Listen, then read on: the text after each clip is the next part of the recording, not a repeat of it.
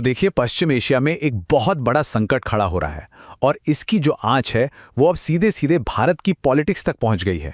मतलब एक international crisis कैसे हमारे देश के अंदर एक पॉलिटिकल अखाड़ा बन गया।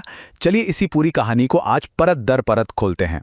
पूरी दुनिया की एनर्जी सप्लाई का जो सेंटर है पश्चिम एशिया, वहाँ टकराव के बादल घिराए हैं और इस तनाव की बस एक चिंगारी पूरी दुनिया की शांति और इकोनॉमी को हिलाकर रख सकती है।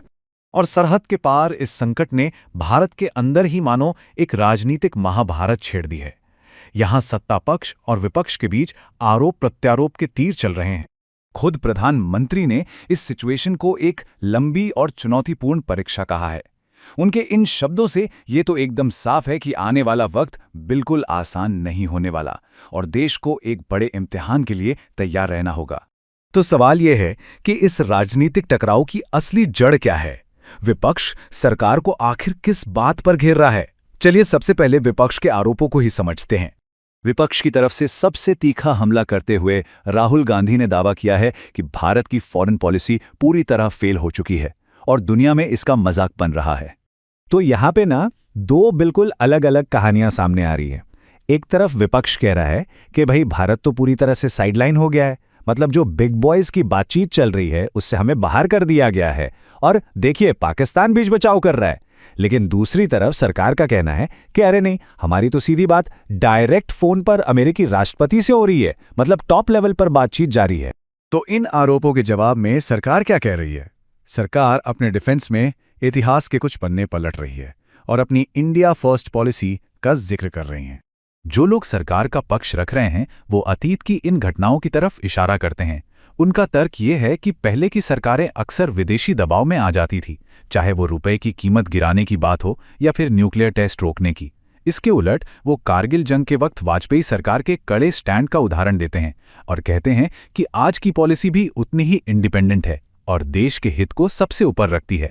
लेकिन विपक्ष सिर्फ आरोप ही नहीं लगा रहा, वो कुछ बहुत ही ठोस और टेक्निकल सवाल भी उठा रहा है जिनका जवाब सरकार को देना ही होगा।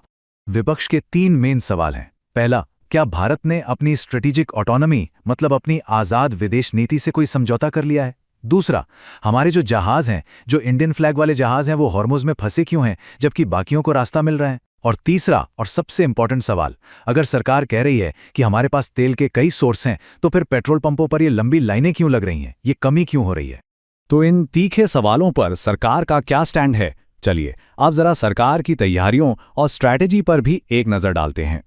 सरकार इन सवालों का एक एक करके जवाब दे रही है। उनका कहना है कि भारत किसी एक गुट में शामिल नहीं हो रहा, बल्कि सऊदी अरब और ईरान दोनों के साथ बैलेंस बनाकर चल रहा है। जो जहाज फंसे हैं उनकी सेफ्टी के लिए इंडियन नेवी को डिप्लॉय किया गया है। और रही बात फ्यूल की कमी की, तो वो सप्लाई की नहीं बल्कि लॉजिस्टिक्स की प्रॉब्लम है, जहां आम लोगों की जरूरतों को प्रायोरिटी दी जा रही है।